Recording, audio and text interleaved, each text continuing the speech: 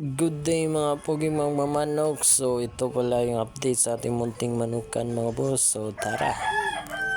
So ito pala si White Hatch mga boss. Kita nyo naman. Quality. Kita yung mukha mga boss. Tingnan yung mukha. Plano ko pang i-breed to mga boss. Maghanap ako ng matangkan na babae nga White Hatch lang. Kaya ipapar ko kayo para sana masali ko ngayong breeding season. Kasi sayang din naman to mga boss. Kita nyo naman.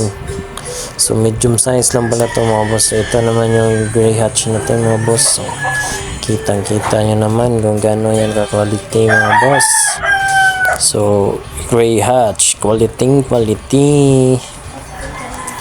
So kita nyo naman yan mga boss. So ito naman yung sweater butcher mga boss na isali namin sa Twins ngayong Sabado mga boss, November 30. So ito sila mga boss. Grabing kong numero to mga boss, parang walang bukas. Grabing manok to. So ito naman yung isa mga boss.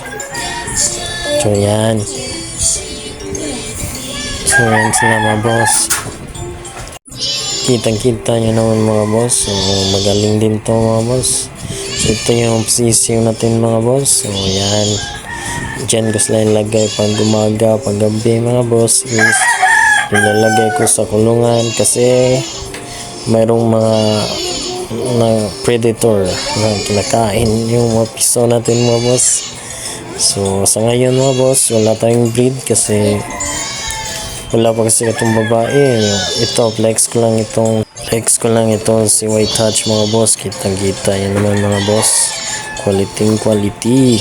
So yung hipo pala nito mga boss, isang ganda ng katawan. Tapos may parang bola kung tawagin dito sa amin.